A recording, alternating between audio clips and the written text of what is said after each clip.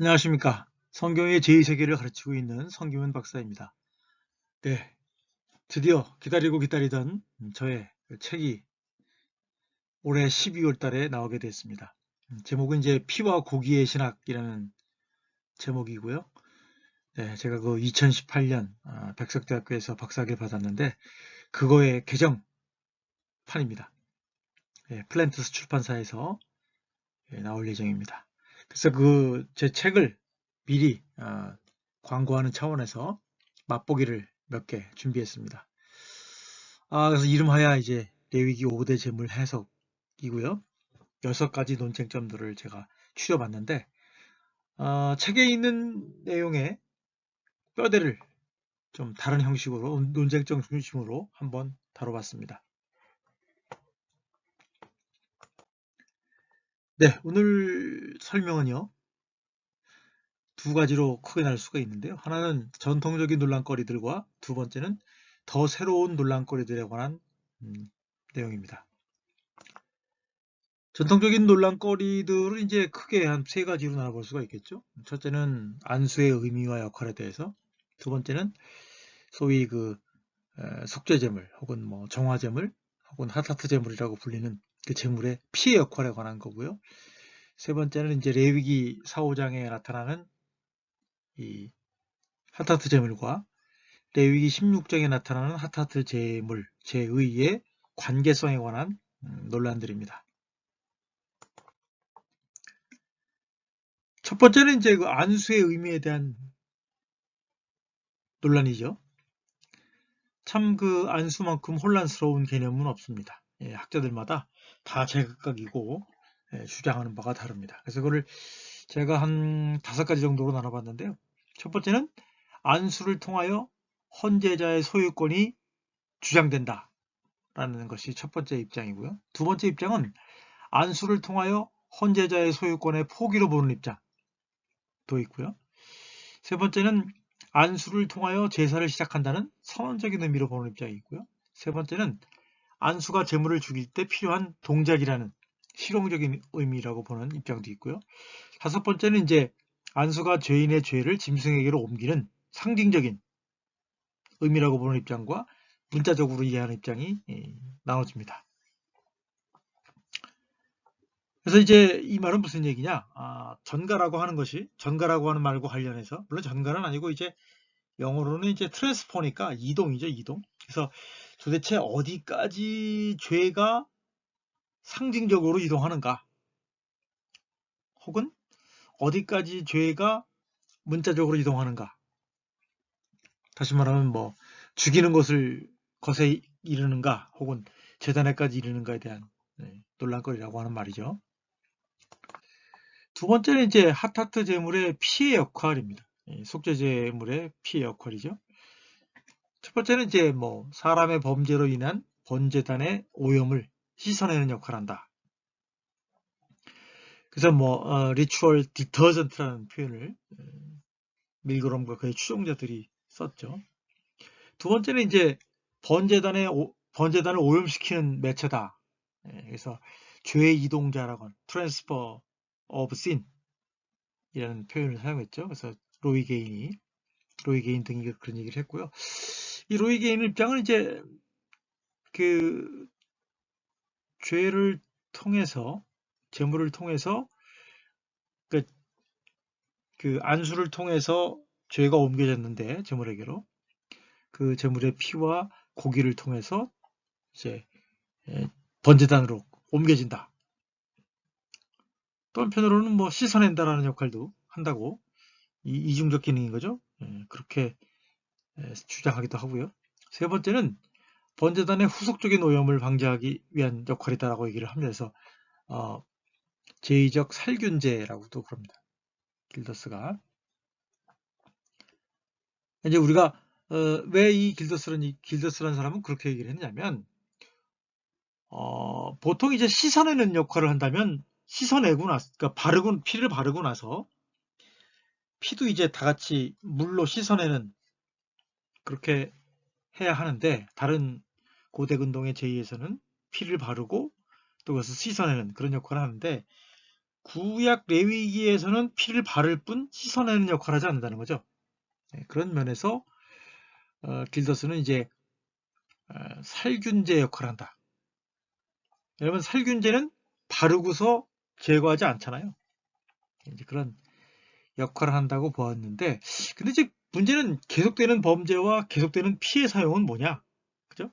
살균제라는 게 뭐 한 번 바르고 어떤 점점점 세월이 흐르면 그 역할이 상실되는 거기 때문에 또 피를 바르는 거냐? 뭐 그런 질문이 있을 수는 있죠. 그래서 핫타트 제물의 피해 역할에 대해서는 크게 세 종류의 입장이 있다고 하겠습니다. 세 번째는 이제 레위기 4~5장과 16장의 핫타트 제물의 제2의 차이 관계성을 얘기하는 거죠. 그래서 첫 번째는 다른 죄, 같은 해결, 뭐 밀그롬, 김경열의 경우가 그렇죠. 그래서 4~5장에서는 일상적인 죄의 용서가 있고 16장에서는 특별한 죄들의 용서가 있다. 그렇게 구별짓기도 하고요.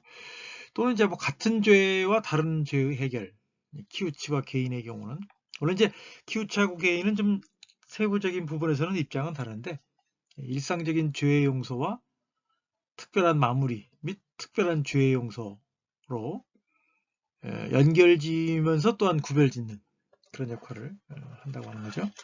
그러니까 이제 키우치의 경우에는 이제 대제사장의 죄의 경우에는 그 레위기 4장에서 용서한다는 얘기가 없기 때문에 그게 이제 16장까지 연결된다고 보는 거고, 이제 개인의 경우에는 4장, 5장에서 이렇게 누적시켰던 죄를 누적시켰던 것을 16장에 가서 이제 대청소한다, 뭐 그런 입장이고요. 그리고 또 이제 특별하게 등장하는 죄들의 경우에는 16장에서 특별하게 없앤다, 용서한다, 용서받는다, 뭐 그렇게 주장을 하고요.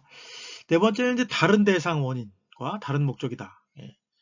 그러니까 16장은, 그러니까 레위기 4~5장은 여호와의 금령을 부주의하게 비의도적으로 범했을 때 이제 해결하는 죄를 용서받는 방식이라고 한다면 16장은 이제 나답과 아비후의 시체로 인한 성소 부정을 정화하고 또 재봉헌하기 위한 그런 목적을 지닌다고 이제 보는 것이죠. 큰 두 번째 이제 더 새로운 논란인데요. 첫째는 이제 재물을 번제단에 태우는 역할은 무엇인가? 두 번째는 레위기 8장, 10장과 16장의 관계성은 무엇인가? 세 번째는 이제 레위기 16장과 매년의 절기로서의 욤키프림, 레위기 23장에 나오죠. 와의 관계를 다루는 것입니다. 첫 번째로 이제 재물을 번제단에서 태우는 역할은 뭐냐? 첫 번째는 이제 용도 폐기로 보는 것이죠. 희생제물을 죽이고, 그죠? 그 다음에 번제단에서 태워서 없애는 것이다 라고 이제 본 것이고, 두 번째는 태워서 없애는 것에서 마무리하는 것이 아니라 태워서 여호와께서 기뻐하는 향기를 낸다고 하는 거죠. 그래서 제물을 받으시게 하는 그런 동기를 부여한다는 거죠. 세 번째 입장은 이제 죄의 소멸입니다. 안수를 통해서 죄에 오염된 고기를 번제단에 가져와서 거기서 이제 태워서 이제 죄를 없앤다라고 하는 그런 입장을 갖는 거죠. 두 번째는 이제 레위기 8장과 10장과 16장의 관계를 물어보는 거예요. 그래서 첫 번째 입장은 무관하다. 오히려 레위기 4~5장과 16장에 관련이 있다. 죄 용서라는 측면에서 그렇게 보는 입장이 있고, 두 번째는 이제 복잡하게 유관되어 있다. 비록 성서 정화의 측면에서는 4~5장과 16장이, 물론 이제 4~5장은 죄에 관한 문제 해결이고 16장은 부정의 해결이지만 그런 면에서 연결이 되어 있지만 성서 봉헌과 재봉헌의 측면에서는 8장과 16장이 연결되어 있다는 거죠. 그 목적과 제사 형식에 있어서. 세 번째는 이제 레위기 16장과 욤키프림에 관한 관계에 관한 거예요. 레위기 16장과 욤키프림은 사실은 좀 많이 다르죠. 그러나 이제 일반적으로는 사람들이 생각하기를 연결되어 있다. 그래서 레위기 16장 전체와 레위기 23장이 모두 매년의 절기 욤키푸르를 말하는 측면에서 이제 관련이 있다고 보는 입장이 있고요. 또는 이제 연결되지 않았다라고 하는 측면에서는 내러티브 안의 주리로서의 레위기 16장, 즉 1절부터 28절은 나답과 아비후로 인한 성소 오염을 해소하는 또 재봉헌하는 이례적인 사건을 다루고 있고, 레위기 16장의 끝부분 29절에서 34절과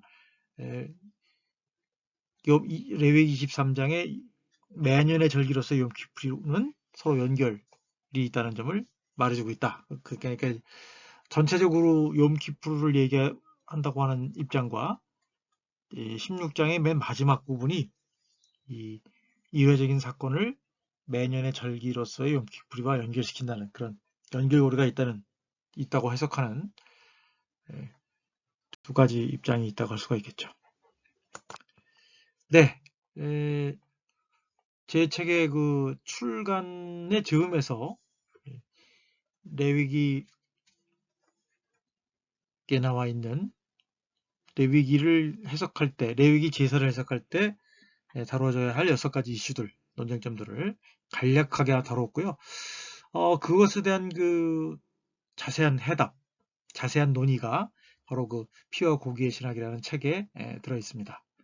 2022년 12월 출간 예정입니다. 플랜터스 출판사에서. 더 자세한 얘기는 이제 출간이 임박하면 또 광고를 드릴 예정이니까 여러분들이 많이 좀 기대와 성원 부탁드리고, 출간이 되면 많은 구매 부탁드리고 많은 사람들에게 알려주셨으면 감사하겠습니다. 고맙습니다.